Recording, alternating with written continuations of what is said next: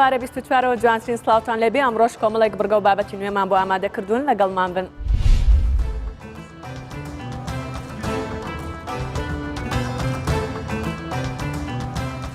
پیشبڕکێی یاری گوستیلکانێ لە شەوانی رەمەزان.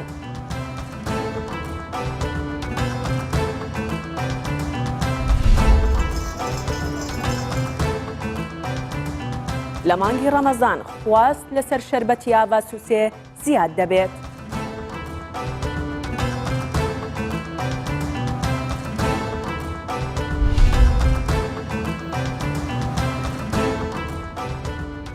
خاوەن پێداویستیەکی تایبەت شۆفێری تاکسییە.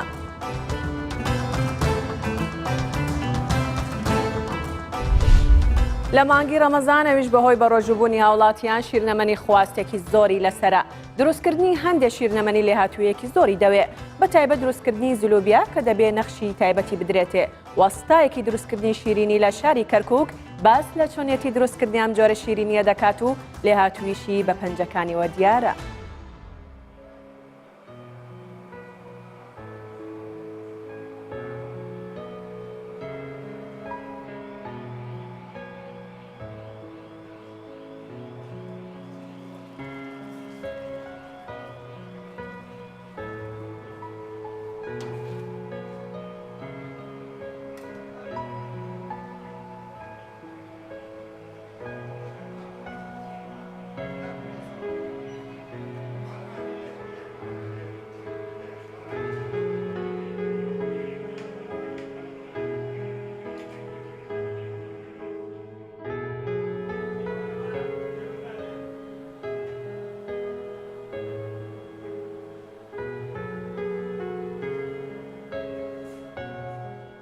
ئەمە هەویست زەرابەیە بە ئارد و نیشاسە پێکاتووە دیێنی ئەلێرەیەکە ناڕۆنەکەوە ئەی برژێنی لەبەرەوەی تەڵەبیاتی زۆرە مانگی رەمەزانە بە بۆنەی مانگی رەمەزانەوە ڕۆژی 300-400 کیلۆ ئەتوانم ئیشکەم لێرە بۆی تەڵەبی زۆرە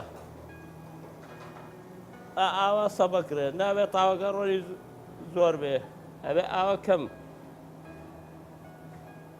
ئەیکەتەنە ئەو قوتووەوە ئاوا سەبەکەی لەبەرەوەی زەرابەکەی جوان دەرچێ و خەڵک حەزی لێیەتی زەرابێ لە رەمەزانە تەڵەبیاتی زۆرە و نەعمەتێکی خۆشە.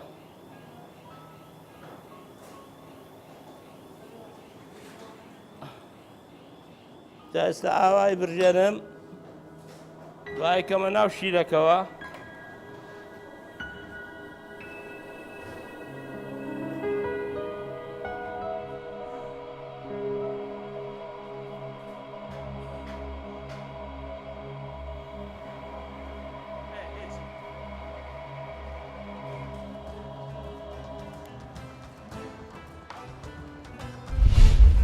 بەهۆی گۆڕینی ژەمە خۆراکیەکان پێویستە ئاگاداری کات و جۆر و چۆنیەتی خواردن و خواردنەوەکان بین. وا باشترە بە ڕۆژووبووانیش لە جیاتی خواردنەوە گازیەکان زیاتر گرنگی بە خواردنی سەوزە و میوە و شلەمەنی بدەن و هەروەها خۆیان لە تیشک و گەرمی خۆت بپارێزن. ماک و پەڵە و شکبوون ئەو کێشە تەندروستیانن کە ڕەنگە لە کاتی بەڕۆژووبوون پێسمان تووشی بین و جوانی و درۆشانەوە لە دەست بدات. کەمبوونەوەی ئاوی خواردنەوە و ڕێژەی شلە لە لەشمان وا دەکات پێست وشک بێتەوە بە تایبەت لە وەرزی گەرمادا کە بەهێزی تیشکی خۆر پێستمان تووشی سوتانەوە و چرچولۆتی دەکات. لەبەر هەستیاری پێست و گۆڕانکاریانی لە خۆراک ڕوودەدات بە تایبەت لە گۆڕانی کاتی خواردن و جۆری خواردنەکان پێویستە ڕەچاوی ئەو ڕێنماییانە بکەین کە پێویستن بۆ مانەوەی پێست بە تەندروستی. ئاو خواردنەوە بەڕێکی پێویستە لە نێوان ڕۆژ و شکاندن تا کاتی پارشێ و 2 لیتر واتە 8 پەرداخ ئاو بخورێتەوە. هێشتنەوەی پێست بە شێداری ئەویش بە زووزوو شوشتنی دەموچاو یان بەکارهێنانی کرێم و جیراوەی تایبەت لە دوای خۆششتن یان پێش نووسن. دوورکەوتنەوە لە مێکاپی زۆر مێکاپی ئەستور و بەهێز بە تایبەت لە کاتی ڕۆژوودا هۆکارێکی ترە بۆ وشکبوونەوەی پێست کە دەبێتە هۆی جیرانی کونە بچووکەکانی پێست و دەرکەوتنی پێست وەک دەمامک. هەروەها لادانی مێکاپ بە ئاو و جیراوەی تایبەت گرنگە بۆ مانەوەی پێست بە پاراوی. دوورکەوتنەوە لە تیشکی خۆر بە تایبەت لە کاتە زۆر گەرمەکانی ڕۆژ هەروەها بەکارهێنانی دژەخۆرەکان گرنگن بۆ ڕێگریکردن لە تیشکە زیانبەخشەکانی خۆر. هەروەکە زانین ئەوساڵ هاتنی مانگی ڕەمەزانی پیرۆز هاوکاتە لەگەڵ بەرزبوونەوەی پلەکانی گەرمایە. لە هەمان کاتە ئەزانین کە بەرزبوونەوەی پلەی گەرما و بەرۆژووبوون بەیەکەوە هەردووکیان ئەبێتە هۆی لە دەستدانی بڕێکی زۆر لە ئاو شلەمەنی. بەداخەوە هەنێک لە هاوڵاتیان هەڵەسن بە خواردنەوەی بڕێکی زۆر لە چای ڕەش کە وا ئەزانن خەرەبووی ئەو ئاو شلەمەنیە کات کە بە فران داوە لە ڕۆژ، بەڵام بە پێچەوانەوە ئەم چایە ئەبێتە هۆی گرتنی بەشێکی باش لە ئاو لە کانزای پێویست بۆ جسم و لە ڕێگەی گوچیلەکانەوە ئەیکاتە دەرەوە. لەبەرەوە تاوەکو ئەتوانین دوورکەوینەوە لە خواردنەوەی ئەو خواردنەوانەی کە دەوڵەمەندن بە کافاین وەکو چاو خاوە و لە جیاتی ئەمە ئەتوانین سوود لە چای سەوز وەربگرین کە بە دڵنیاییەوە زۆر سوودبەخشە بۆ پێست و بۆ خشمان لە ریجوڤینیشن و گەشەکردنێکی باشە بە پێستەکە. لە هەمان کاتە هەندێک خواردنەوەی ترمان هەیە وەکو سۆداکان، کۆلا و بیپسی بە هەمان شێوە هەمان کاریگەری خراپیان هەیە لە کردنە دەروی بڕێکی زۆر لە ئاو لە کانزاکان بۆ دەرەوەی جسمی مرۆڤ. بۆیە وا باشە لە سۆدا و کۆلا و بیپسیش دوور بکەوینەوە. لە بەرامبەرە وا باشە ئەو خواردنەوەی ئەو سەوزە و میوانە زیاد بکەین کە بڕێکی زۆر لە ئاویان تایە وەکو شووتی، خەیار یاخود زۆربەی سەوزە و میوە هاوینەکان کە بڕێکی باش لەو شلەمەنیانیان تایە و ئەبنە هۆی قەرەبووکردنەوەی ئەو شلەمەنی و ئاوەی کە لە ڕۆژە بە فیڕۆمان داون. لە هەمان کاتە هەروەکە زانین لە مانگی ڕەمەزانی پیرۆزە بڕێکی زۆر لە شیرینی ئەخورێت. شیرینەکان وا باشە تا ڕادەیە کۆنتترۆل بکرێن بە تایبەتی ئەو شیرینانە کە بڕێکی زۆر لە شیرەمەنیان تایە، چونکە تازترین توێژینەکان دەریان خستووە کە شیرەمەنیەکان بە تایبەتی شیری کەمچەوری هۆکارێکە بۆ زیادبوونی زیبکە، بە تایبەتی و کەسانی کە زیبکەیان هەیە تا ئەتوانن بێ دوور بکەونەوە لە خواردنی بڕێکی زۆر لە شیرینی و مادە شیرەمەنیەکان.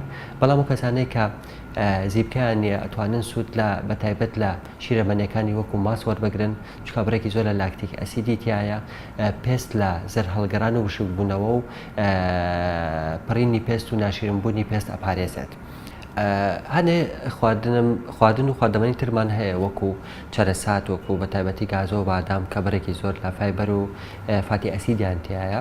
ئەمان دەورێکی باشیان هەیە لە گەشەکردنی پێست و تەندروستی پێستە، لەبەرەوە ئەتوانێت لە دوای بەربانگ بڕێکی باش لەم چەرەساتانە بخورێت. هەروەها لە هەمان کاتە هەنێ خواردنی ترمان هەیە دەوڵەمەندن بە ڤیتامینەکان وەکو گێزەر بڕێکی زۆر لە ڤیتامین ئەی تایە، سپیناک بە هەمان شێوە ئەمانە سوودێکی زۆریان هەیە بۆ تەندروستی مرۆڤ. پێویستە کە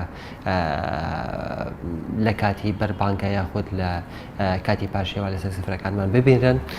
خۆراکەکانی تری کە دەوڵەمەندن وەکو خواردنە دەریایەکان کە بڕێکی زۆر لە ئۆمەگا-3 ئەنتیایە، ئەمانە فاتی ئەسیدی پێویستن بۆ جەستەی مرۆڤ، چونکە مرۆڤ ناتوانێت خۆی دروستیان بکات. پێویستە لە خواردنە دەریایەکان سوودێکی باشیان لێ وەربگیرێت. خواردنی سروشتی و تەندروست. خۆراکی تەندروست وەک میوە و چەرەزەکان و ماست و بەرهەمە شیرەمەنیەکان هۆکارن بۆ مانەوەی پێست بە جوانی و یارمەتی دەرن بۆ نوێبوونەوەی خانەکان.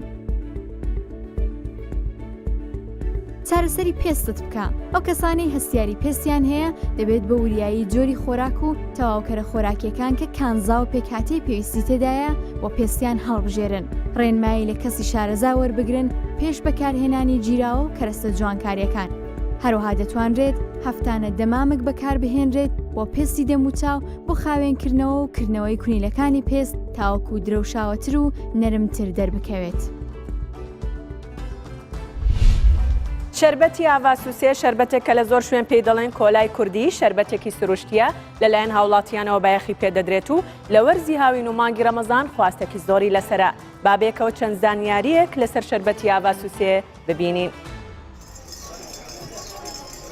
ئاڤا سوسێ شەربەتێکە خوازایی و بێ تێبکاریە کول ناو civaka hemû Kurdan baş tê zanîn û bi piranî jî tê hez kirin. Bi taybetî dema meha Remezanê dest pê dike, êdî pêkane ku mirov li kolanên dergehê çiyê rêz bi rêz dezgehên ava Sûsê bibîne. Firoşkar Yılmaz Pala dibêje her dara Sûsê ji bo şerbetê nebkêr hatiye û ew bi piranî darên xwe ji aliyê êlih û sêv tê peyda dikin. Kûk wî baş be, saxlam be, şerbetê wî baş e. ئەوە کوکوی نەبا دەرە بەهاراچیا بسی ئەو کوک توتون ئەو نەباشە ئێستا شەربەتە باشە نەباش بەلی ئەم فام دەکە ئەما وەتانی گەتگە نزانە چون ملک پرەوی ڕۆژەیە تا دەبێت وای ڕەشە هیوار دەبێت نایە خوارن لایکی ئەیمە گەتگە مشتریمە بەلیە ئانا ئەم لەبێت بشیا 10 میلیۆن لە باشقا بێت 5 میلیۆن ناگرێت چونچ ئەیمە غەرانتی شەربەتمە ئەم حیلا ناکە چا مورژا چێ دەکە تەحما ئاوا سوسێ هەنێک مڕە û şîrînahiya vê şerbetê ya xwezayî dibe sedem ku bi taybetî li ser sofreyên fitarê cihê xwe bigire. Şerbeta ku ji van kokên dara Sûsê tê destxistin, şevekberê tê amadekirin. Da ku reng û tehma xwe baş berde û rengê şerbetê çi qas girtî be, ev dibe nîşaneya resenî û tehma xweş a şerbetê. Welatî Tarik Hanazayî jî dibêje, ez ji zarokatiya xwe ve ava Sûsê ve dixwim. û ve xwarina ava Sûsê yek ji kevneşopiyan e ku bi demê re wenda nebûye. رەمەزان دی و بەری رەمەزان دی ئەم هاوینێ دەوامنی هاوینێ ئاوا سوسێ پر دخۆن ئاوا سوسێ گۆرەی بجن نظام فایداوی پرە گورچکێ مەرا باشە بجێ یانی میدێرا باشە پرێوی من دیە بەرێڤە ئەز بچووگیە بە گەدە بووم ئەوە ئاوا سوسێ ئەم دخۆن و دەوامنی دیاربەکرێ رەمەزانێ دا پرە رەمەزانێ ئاوا سوسێ هەر کەس سینە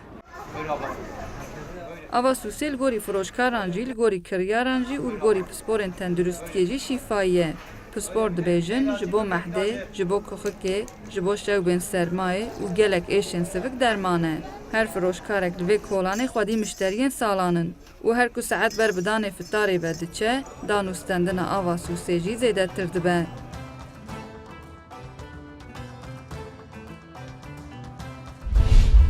هەندێک یاری کۆنی کوردەواری بە پێی شار و ناوچەکان ناوی جیاوازیان هەیە و گوستیلکانێ ئاکریەکانیش یەک لەو یاریانەیە و لایەنگرێکی زۆریشی هەیە. ئەم یاریان لە نێوانتی 15 شار و شاروچکە بەڕێوە دەچێت و ئامانج لە یاریەکەش یەکترناسین و بەڕێکردنی شێوێکی خۆشی مانگی ڕەمەزانە.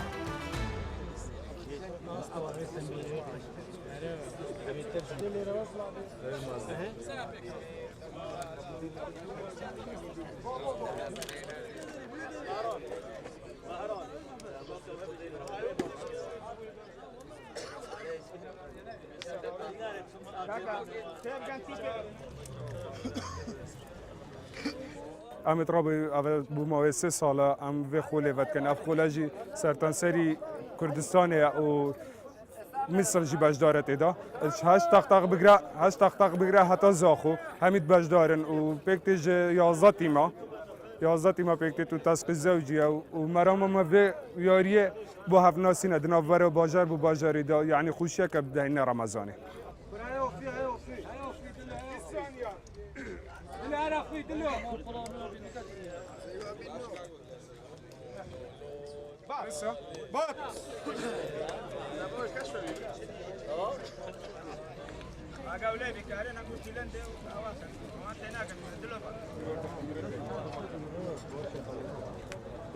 راستی یاریا گوستیلانێ شەوێت ڕەمەزانێ دا تایبەتمەندی خۆی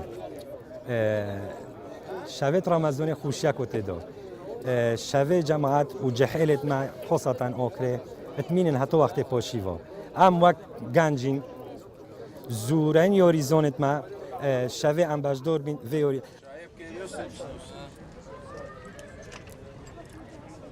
زورانیەک لەسەر ڕەواندز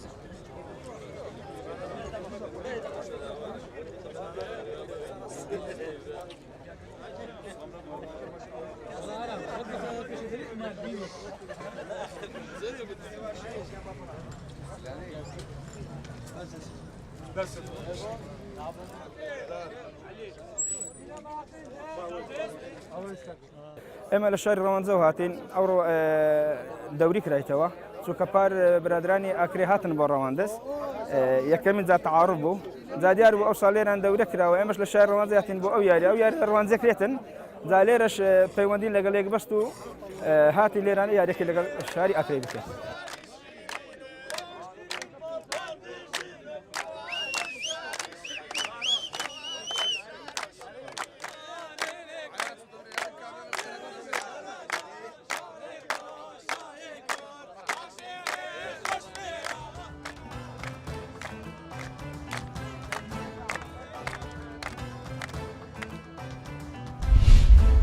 هاوڵاتیەکی خاوەن پێداویستی تایبەت ماوەی 21 ساڵە شۆفێری تاکسیە و هیچ سەرپێچیەکی تایبەت بە هاتوچۆشی نەکردووە. ئەم شۆفێر تاکسیە لەگەڵەوەی قاچێکی نییە، بەڵام ئەمن نەبۆتە ڕێگر لە کارکردنەکەی و دەڵێت نابێت کە مەندانبوون بکرێ بە بیان و بۆ ئەوەی لە ماڵەوە دابنیشی و کار نەکەی.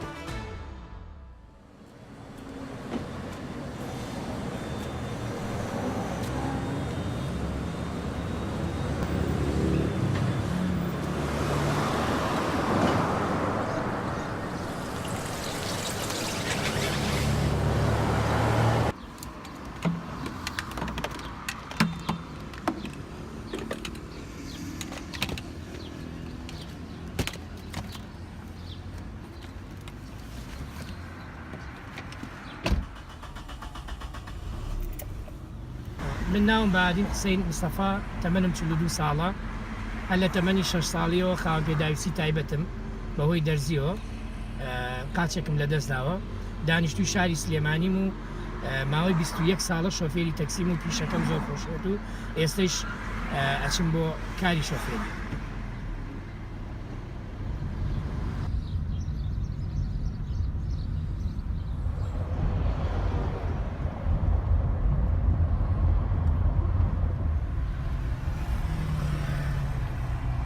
کەمەندانبوون واتە خاوەن پێداویستی تایبەت بوویت مەرج نییە تۆ لە ماڵەوە دابنیشی دەستەوەژنە و چاوەڕێ بکەیت چاوەڕێی دەستی قەدەرکەیت نەخێر دەبێ ئینسان دەبێ مرۆڤەکان بڕوایان بە ژیان هەبێت تماحیان بە ژیان هەبێت.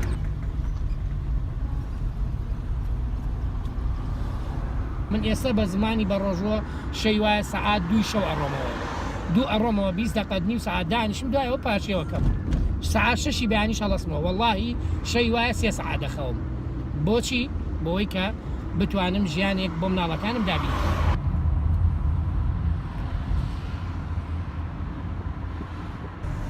لەم ماوەی کە کاری شۆفێریەکەم ئەلحەمدوللا تووشی هیچ ئەشکالێکی هاتشۆ نەبووم و بەڕاستیش جێگەی خۆیەتی دەستخۆشی لە برادەرانی بەڕێوەلاتی هاتشوی سلێمانی بکەم بەگشتی کە هاوکارمانن بۆ ئێمەی خاوەن پێداویستی تایبەت هاوکارێکی زۆرمانەکەن کابرا دەستم لێگەی کاکەی شەکەی بەڵە بەسەر چاو وەرم بۆی لێم بۆ بارکە بەڕاستی من بە دوو داشق بۆ بەریدێکم بۆ بار ناکرێت کابرا ینی لە باتی دەستخۆشی لەوانەیە پێم بڵێت باشە کە تۆ قاچەکە نییە بۆ ئیشی تەکسیەکە یەکە ئەم وڵاتی ئێمەش پێویستە هەوڵ بەیت تێبکۆشی ینی خۆتی لا بکەیت خۆ ئیشکردن بەڕاستی پاروی چەور نییە لە ماڵەوە بیخۆیت پێویستە ماندوو بیت بەڵام زۆر لە 90 نەفەریش کە لەگە من سەرەکەوێت کە زروفی من ئەبینێت و ئەوەی کە کەمەندام و ئەمیشاکەم زۆر دەستخۆشیم دەکەن هەر دەستخۆشیەک بۆ من مەدالیایەکی ڕێزلێنانە.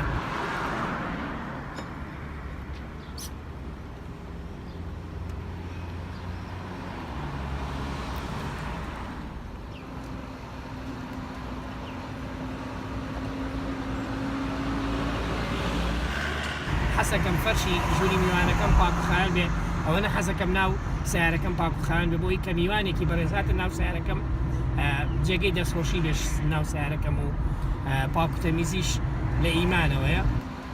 طبعاً داواکاریەکم لە حکوومەت هەرێمی کوردستان و بەرپرسانی باڵای ئەم هەرێمە ئەوەیە خەڵکانێکی وەکو ئێمە بەڕاستی من ئێستا ماوەی 21 ساڵە کرێچیم ینی بڕوان ناکەم هیچ کەسێکیش بتوانێت بەکاری شۆفێری تەکسی بتوانێت خانوێت بکرێت. داواکەم لە بەرپرسانی حکوومەتی هەرێم لە سەرۆکی حکوومەتی هەرێم لە سەرۆکی هەرێمی ئایندەی کوردستان کە لە ماوەیەکی نزیکدا سەرۆکی هەرێمەڵە بژێرێت هیوادارم ئاوڕێک لە ژیانی منی خاوەن پێداویستی بدرێتەوە و بتوانن هاوکاریەکەم بکەن بۆ ئەوی لە کرێچێتی ڕزگار بێت.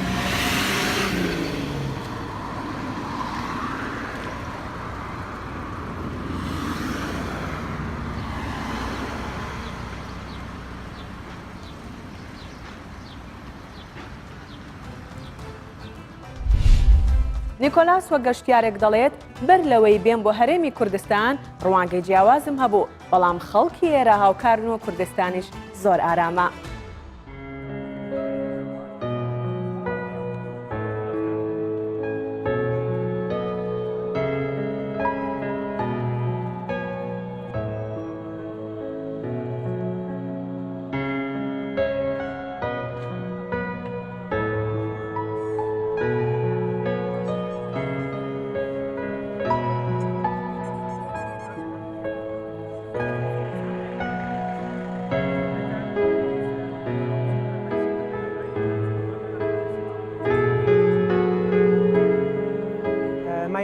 Nicolas. I'm a French citizen and I am traveling the world since 5 years almost. And I have been in ناوم نیکۆلاسە و فەڕەنسیم. ماوەی 5 ساڵە گەشتی وڵاتان دەکەم و ئێستاش لە کوردستانم.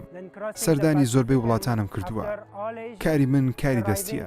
بە فرۆشتنی ئەو کارانەش گەشتی وڵاتان دەکەم. کارەکانم لە برۆنز و زیو دروست کراوە. بە بەردەکانیش لە هیندستان و مەکسیک دێنم. هۆکاری ئەم کارەمەوەیە پارە پەیدا بکەم بۆ ئەوەی گەشتی پێ بکەم و هەروەها من کەسێکی شەرمنم ئەو کارەوام لێ دەکات زیاتر قسە بکەم. تا ئێستاش سەردانی 74 وڵاتم کردووە.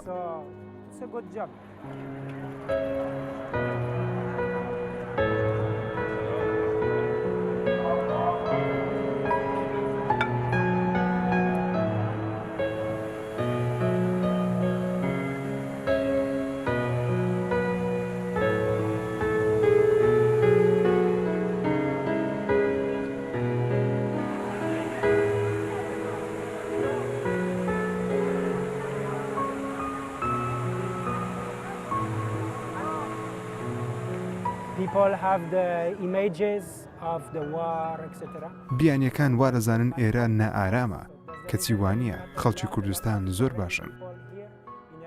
خەڵکی کوردستان کارەکەی منیان بەدڵە و لێمی دەکڕن.